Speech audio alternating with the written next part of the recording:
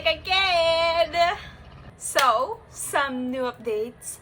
I just bought my tarot card and an oracle card, and on top of that, the astrology dice as well.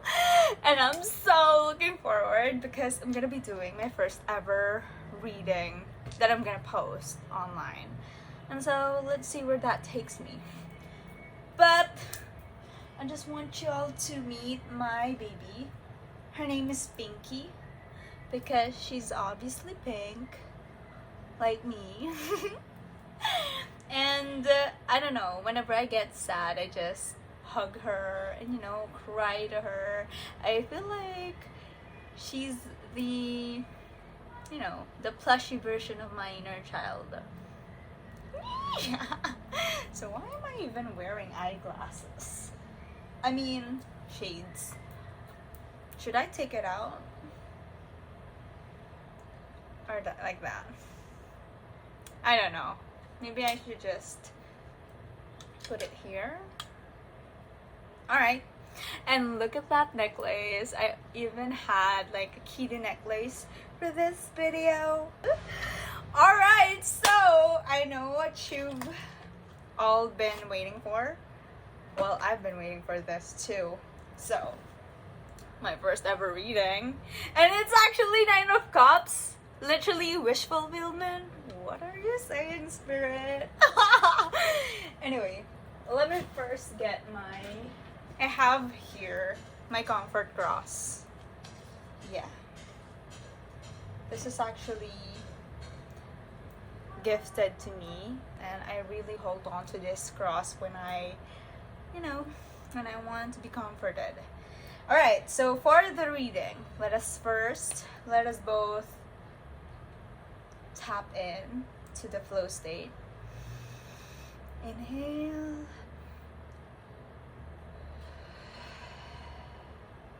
Exhale. So, what do we need to hear today? What do I need to hear? And if you're a viewer, what do you need to hear? What do we all need to hear right now? This is gonna be exciting! Let's start with... Actually, I feel like starting with this Divine Abundance Oracle card. Just to set, like, the energy check for the message that will be coming through. Alright, let me shuffle these first. Do you want to see me shuffle? I don't know how I should. I'm actually a good shuffler. I've always played cards with my cousins when I was young. And I feel like that's my rite of passage for tarot reading. Alright. So, what do we need to hear right now, Spirit? Send it out, please. One only.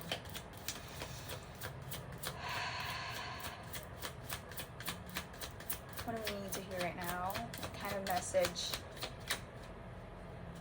message do you want to come forward to us?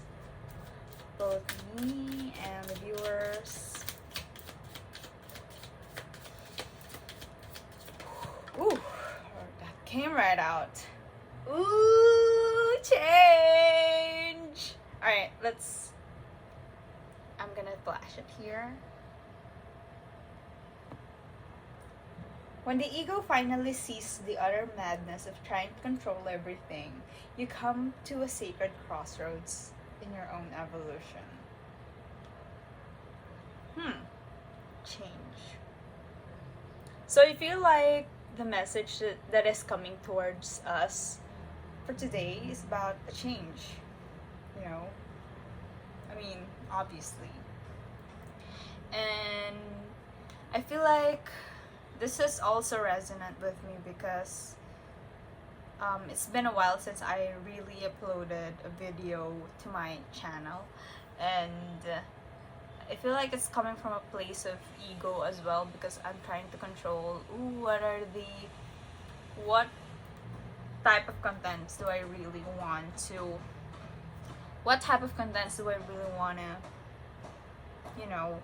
publish to my YouTube videos. But when we stop controlling everything, when I stop controlling everything, that's when it hits me, you know. I just want to do something and like put it out there. And I guess this is my way of doing that as well. And for you, viewer, you could also do that, because when we stick to our minds, like most of the time, because our minds are wired to keep us safe, not to make us happy. And so we might be repeating this cycle of living our lives dictated by the mind. We might be safe, but we're not feeling fulfilled.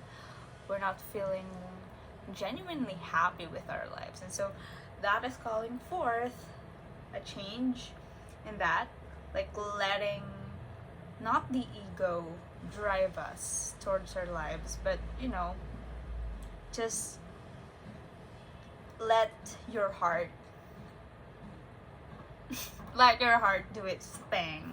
And I just noticed like there's like a flipped card in here. Let me check it out too. I feel like when I was shuffling a while ago. Ooh, clearing and receiving. So for the clearing, I guess this also calls forward things that needs to be cleared. Like, again, going back to that cycle. Bringing into clarity the things that you are repeating that you may not even be conscious of, and clearing those things to make way for this change to happen.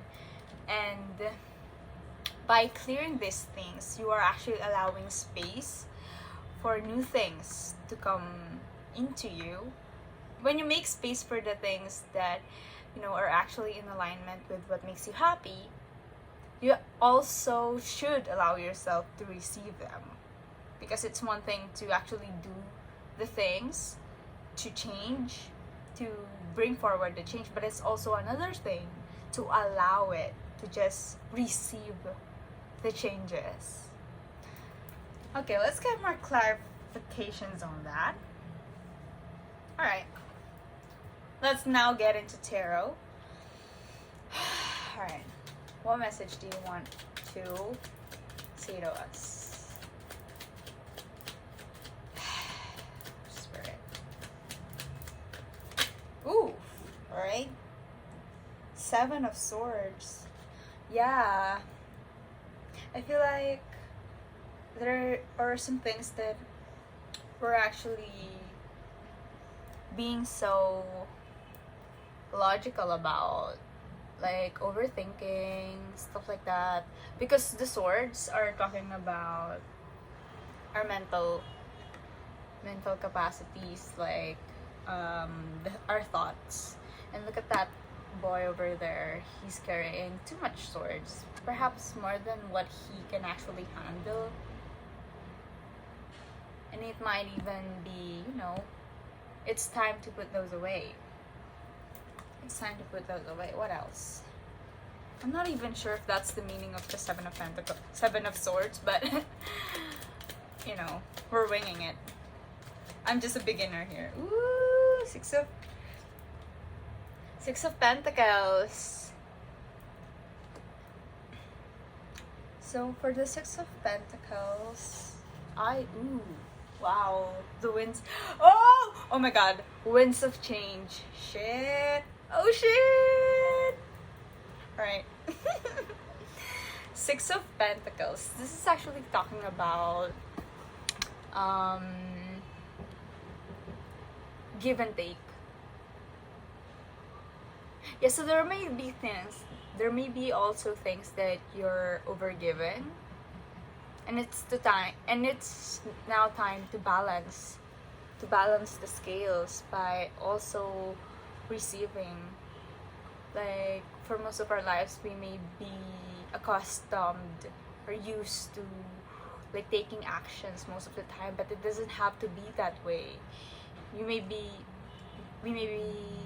used to giving and giving and giving, but we also should allow ourselves to be in this position, to be humble enough to lay down on our knees and ask help and receive from the divine, from God, from the universe, whatever you want to call it. I'm loving this message. To allow change. Yeah. Because things shouldn't be so hard. Like, life can be easier. I truly believe that wholeheartedly. And the star! It's time to pour into your own, I want to say cup, but the figure here is about the lake. It's time to pour into your own lake. And let that, your own forest bloom. We may be pouring into others' lakes for a long time now. That's not a bad thing. But the thing with that is, it may come to a point that it's to our own detriment. But, we should have this equal give and take. So as much as you give to others, you must be able to give equal, if not more, amount to yourself. So beautiful. And I'm also, never mind. Yeah. And Queen of Cups! Queen of Cups at the bottom of the deck. Like, are you serious? Are you serious? So Queen of Cups, she's emotionally stable. She's the master of her own emotions. She also symbolizes divine feminine energy of just receiving. And she follows her heart. Cups are talking about our emotions, even our inner world. So the Queen of Cups is letting that inner compass guide you and your emotions to guide you. Not those very heightened fluctuating emotions that we have, but take this how it resonates, but those deep-seated, like in yourself, that you really want to do, that you really feel like, well, what will make you happy. Yeah, like, look at her. She's even, I feel like she's carefully looking at this, and this could symbolize her emotions. Like, she's a very knowing. She has this deep knowing that this is something that I want. This is something that I want to pursue as well. Yeah. Oh my god, I literally got it to King of Cups. Oh my god, yeah. So King of Cups, also master of his own emotions, but the fact that we have Queen and King of Cups in here, this is talking about balancing of your masculine and feminine energy, which is literally what we saw here in the Six of Cups, the balance. So the way to receiving, the way to actually healing is actually the way to healing is balancing these energies. This is a lot of water. Like, because of this, I'm really feeling called to sip my own water.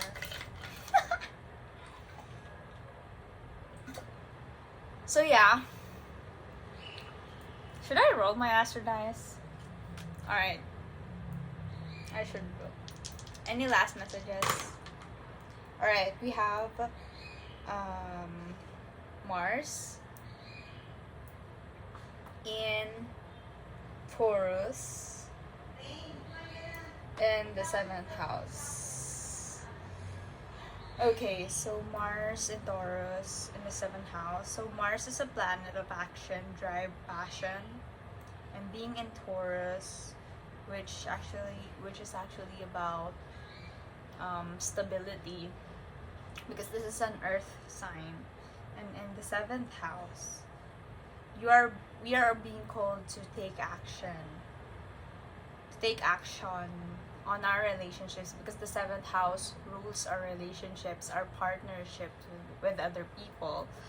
We are being guided towards taking the necessary action towards our relationships in a grounded manner, in a stable manner, in a way that is sustainable for our relationships.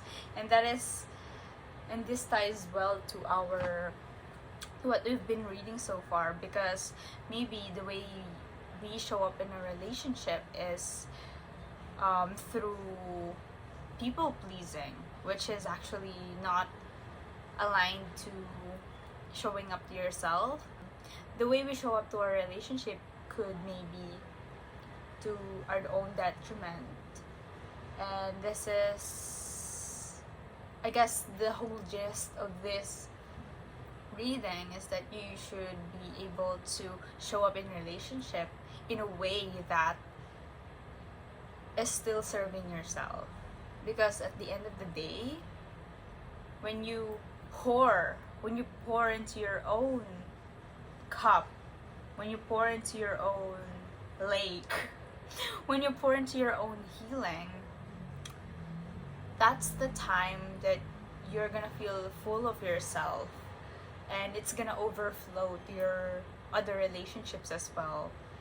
Because when you first pour into other people without pouring into yourself, that's gonna create resentment and codependence to your relationship, because suddenly, since your cup isn't full, you would think that the other people should also pour into your cup, and when they don't, you're gonna be disappointed, you're gonna be codependent, you're gonna be resentful. But no, this time we take action towards yourself, and it is by taking action towards yourself that we make room, make space for healthier, more stable, more grounded relationship in our life. Yeah, that's all. Thank you so much. Wow, I think that's it. I think I just did my first ever reading. I'm so powerful. I should celebrate this. Right, Pinky? Right, Pinky? Alright. I guess that's all for today. Thank you so much for watching, and I'll see you again. Bye!